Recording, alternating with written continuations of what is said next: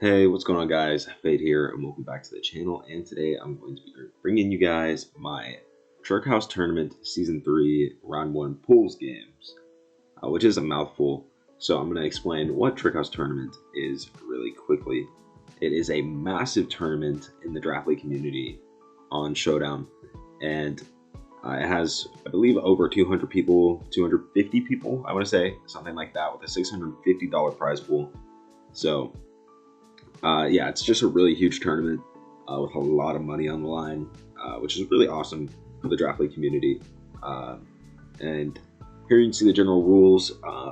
We all drafted a team of 8, and then we are split up into pools of 4, and the top 2 players to come out of that pool of 4 will be moving on to the next pool.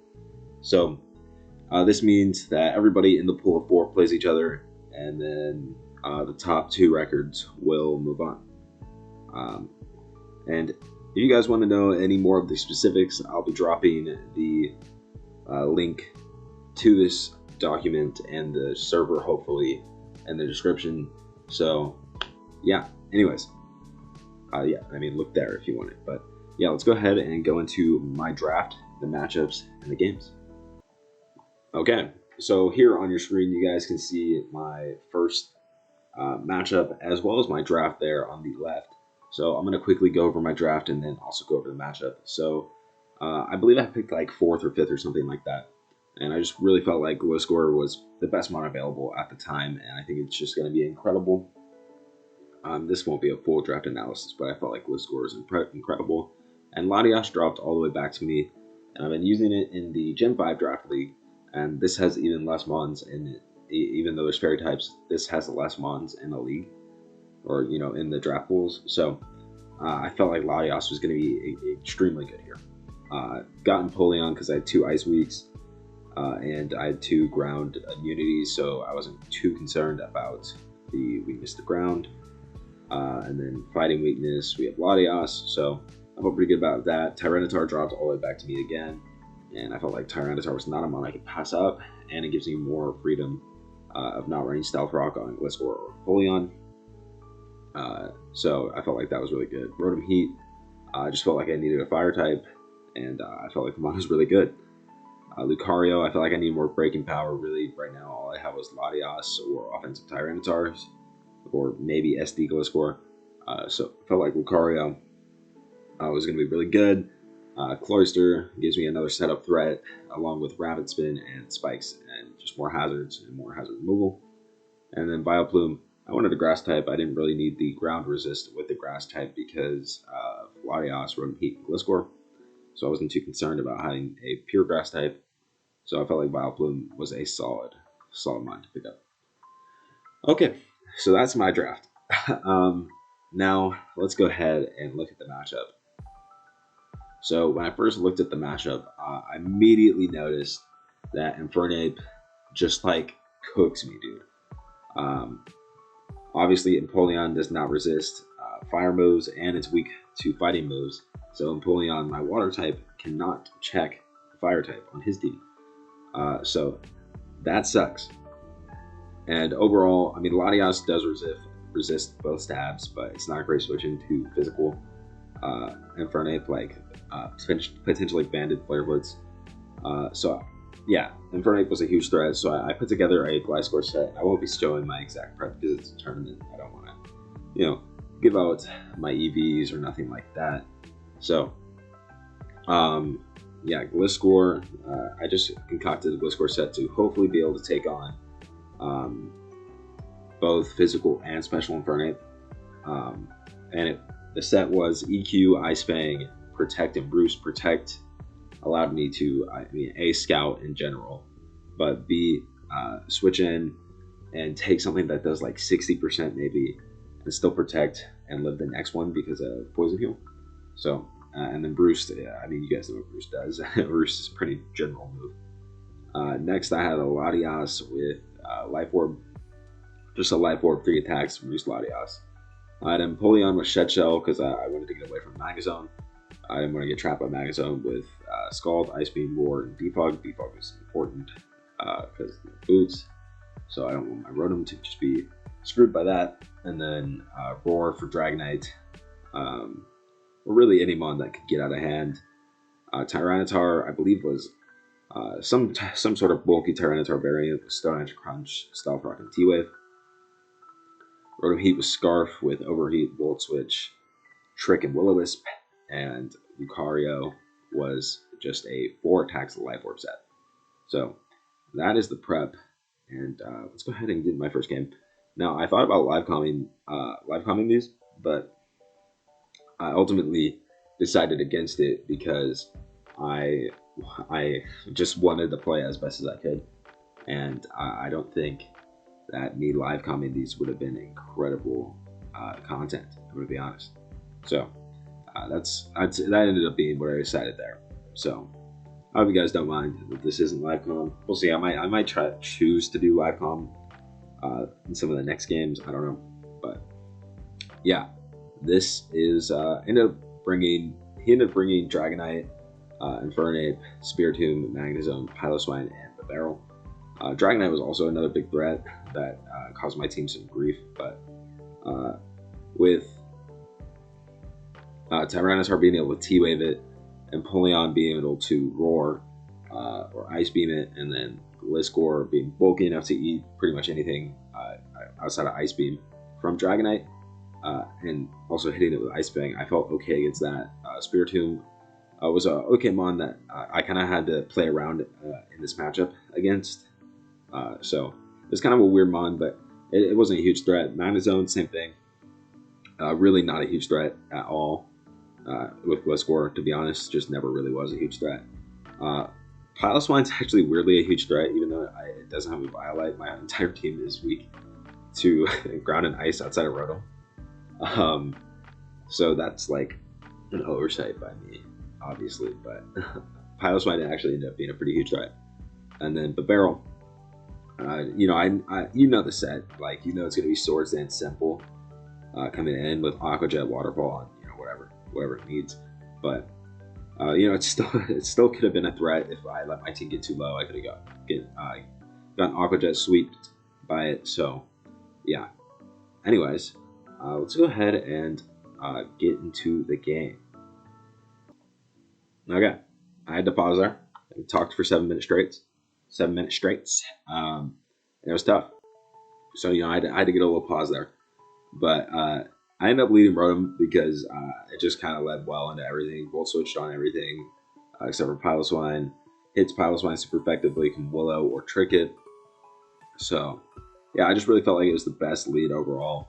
Even if he led Piloswine, I was pretty confident I was going to go Lucario hard because he's going to Stealth Rock and click Aura Sphere, which would OHKO Piloswine. So I was pretty confident in that. Anyways, let's go ahead and hop into the game. Put that on normal. So he does indeed lead the Piloswine, as I was alluding to, but he actually does switch out on my Rotom, probably just fearing Will-O-Wisp. But he actually goes Dragonite. As I go Lucario, I switch because I don't know what this is going to be. Mirror Match isn't going to do that much. Close Combat's not going to do that much. So I'm like, wow, this is weird. So I'm like just sitting here thinking, what do I got to go to? And then I go Empoleon, and the Dragonite reveals that it is Specs and it does 97 to my Empoleon. I was like, wow, that's a lot of damage, huh? So my Empoleon is basically dead. And he goes Magnezone. He doesn't want to take an Ice Beam, so it makes sense. Obviously, just wants to get the trap. But I got Hard Gliscor. I'm like, I don't really I want to save the sack when I know I can save it for free, not take any damage. And he's like, well, that doesn't matter. The Empoleon's basically dead, and he Shed Cell, so he just sacks his Magnezone. So I go up, but it's not really a huge deal, to be honest, because Empoleon's basically dead anyway. I go hard Lucario again on the Mamoswine. He goes for Ice Volt Crash. This time I go for Aura Sphere, break the multi-scale on the Dragonite. And I'm feeling pretty good. And I try to sack my Empoleon, but he makes a double into his Piloswine, and he EQs and kills my Empoleon. And then he reveals that he is Scarf. And I was like, dude, he just brought a Scarf Piloswine, and I was kind of shook. I was kind of shook, right? Because I just lost my Lucario for basically nothing, and I realized that he could have like been killing me the whole time because he's Scarf, but ended up being okay. Ended up being okay because I can still bring in some other stuff here. Because I mean I have 3 Mons that are levitating, right? So I know that this game is still definitely within my grasp because in terms of his like answers to Latias, they're not great. Latias is gonna like really dent everything that comes in now, just with Draco, and that's the one I go, and I go for Draco because I know he's locked in the EQ, nothing to hold back there. And he does go to Spiritomb, which was pretty expected. I'm going to switch. I don't want to take a Shadow Sneak or a Sucker Punch. So I go Rotom Heat. And here, like I said, I have to kind of awkwardly play around this Mon. I go for Volt Switch. I'm just going to try to slowly chip it down. I go T-Tar now on it. I don't really care if it's Will-O-Wisp. He does reveal Nightshade and Pain Split so far. And I was like, yeah, I honestly don't care if he's Will-O-Wisp. I'm going to get up my rocks. Because Chip is going to be really nice to help my Latias potentially win this late game.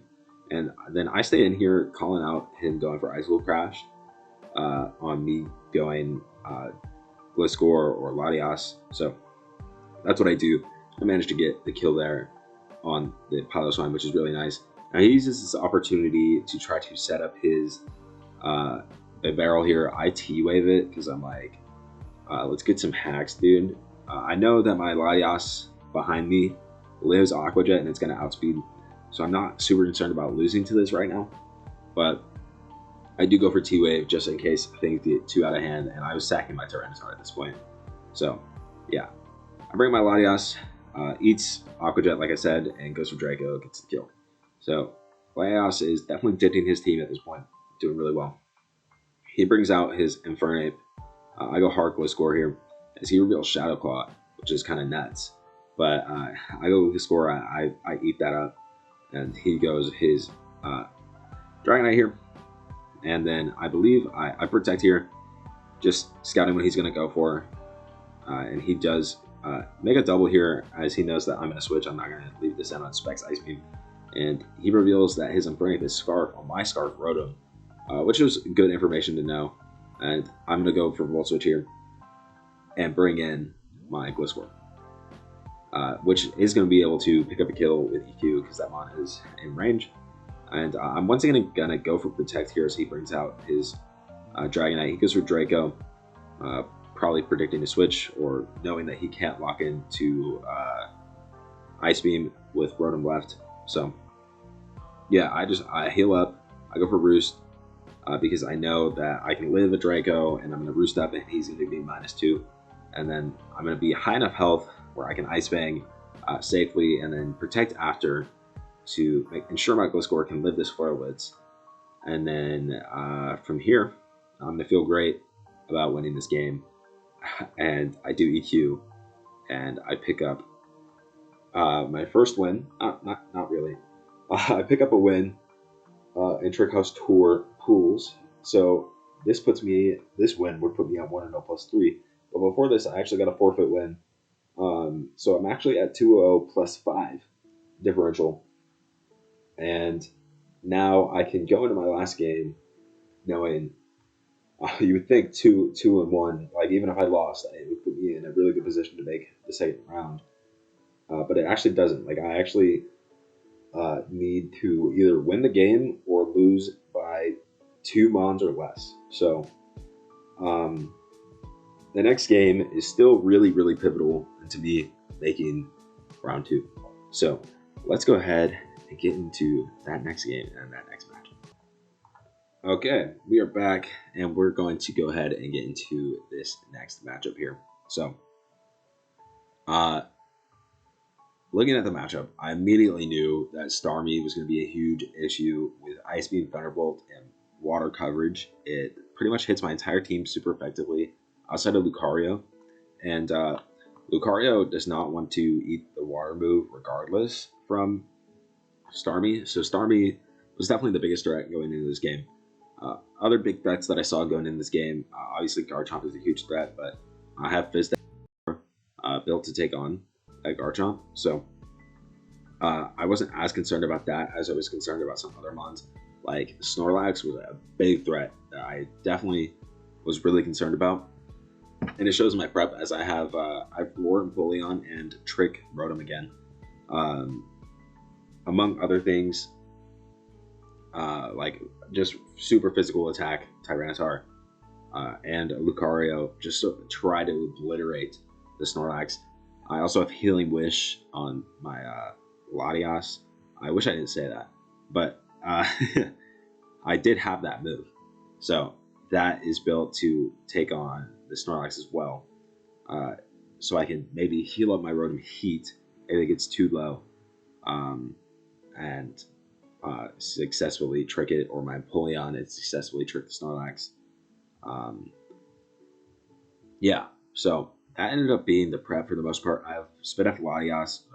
That did not end up being the prep for the most part. I Spidef Latias to take on the Starmie with enough speed to outspeed the Garchomp. Fizdef and Empoleon for the Snorlax.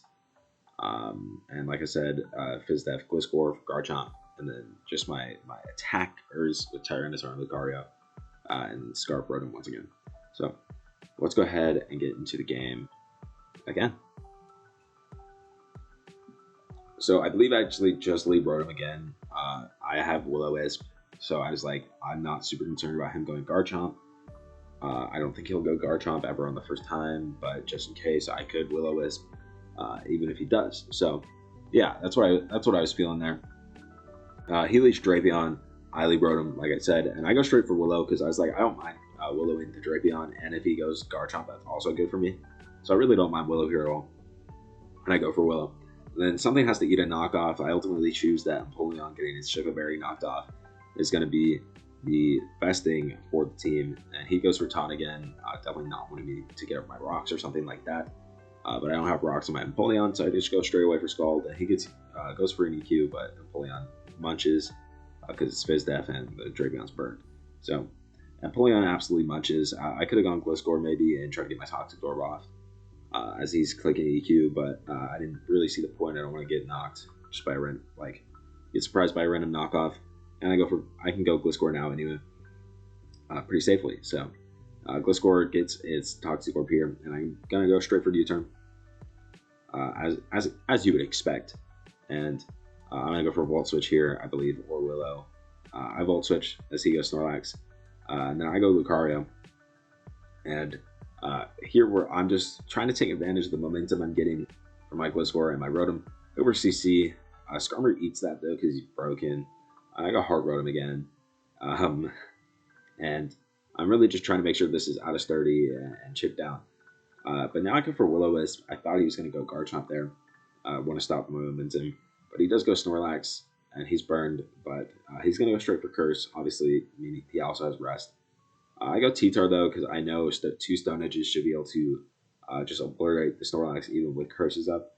But I do miss my Stone Edge, so this becomes an issue now. I go for Stone Edge again, I miss it again, and he goes for Rest. And he's going to rest up back to full health. So yeah, this is definitely an issue now. I don't want to get EQ'd, so I go Rotom, and he just goes straight for another Curse. But I didn't want to eat an EQ. I go for Trick here. Just to really neutralize this Snorlax. And Rotom does manage to live, so that's good. And I'm going to go Empoleon. You could argue I should have just let my Rotom die or something, but it's fine. It's fine. I'm going to go for War here. And Snorlax is gone, and Empoleon is also gone immediately after. So, yeah. Bring my Gliscor. I go for Ice Fang in case he wants to stay in. Also, breaks down Skarmory's sturdy. And then I go Rotom here as I was thinking he was going to get up rock, so I try to get my use out of my Rotom while I can. And this time he gets the play right on my Rotom. He goes Garchomp, and he gets an SD off. Thankfully, my Gliscor is at full health and going to be able to take on this Garchomp pretty well. As I'm going to go straight away for Ice Beam, I'm straight for Ice Fang and munch on the Dragon Claw. This time I'm going to Roost. Because I know I died to Ruskin after. I don't want to die to Ruskin. So I'm going to go straight away for Roost. I'm not going to mess around with this though. I'm gonna go for another Ice Fang. Yeah, I just don't want to mess around with the Garchomp. Pretty clear why. I just Sagamon against Starmie. Not worth bringing my Latios in on an Ice Beam that I potentially could have clicked, because obviously I have my Gliscor out. So yeah, he goes Snorlax, which is still going to be able to munch any hit from Latios, even though it's Scarp. I bring my Tyranitar in. He goes Skarmory or Starmie, but Tyranitar can force Starmie out because it does not die. And then here, yeah. So he goes Starmie, I go Tyranitar, same turn. But Tyranitar cannot die to Starmie at this health. So, and it obviously kills Starmie super hard. So, he can't leave Starmie in, as it's like his main way of breaking down my team at this point. So, he does indeed switch and go Skarmory. And it takes an absolute ton of damage.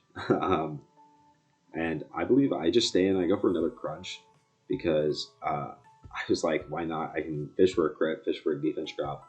I have no reason to switch. Skarmory does not scare me at all. And he sacks his Garchomp. So I definitely am glad I did that. And then he goes Rotom. I'm not trying to eat that, so I'm going to go Latias and Roost Up off the Leaf Storm. And I'm feeling pretty good about this game. I need to get 2 more kills to confirm make it at least. So I don't even have to win this game at this point. I just need 2 more kills. So I go straight for Swords Dance because I'm getting these 2 kills. Over CC, unfortunately I end up paralyzed, so Skarmory is actually going to be faster than me after this. Otherwise I would have just won the game with Lucario if I didn't get paralyzed, but I mean, that's what happens when I'm switching into Body Slam, and then he gets another Body Slam on a Swords Dance. So I'm not really that upset about it. I just knew I would get a kill if I click Swords Dance regardless, so not a huge deal there. I end up bringing my Tyranitar. He kills the Skarmory anyway. So, yeah, and then Starmie's going to revenge kill my Tyranitar. Not a huge deal. I'm going to bring out my Latias, and I'm going to Thunderbolt.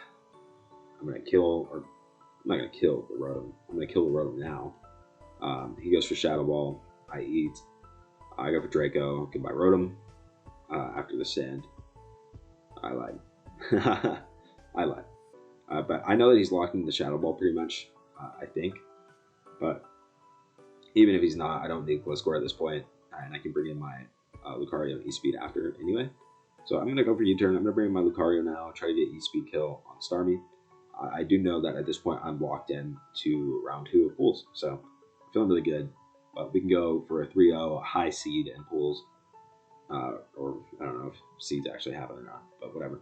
I'm going to be Yache Berry, eat the Ice Beam, and go ahead and go into round 2 with a 3-0 record. Only +7 differential.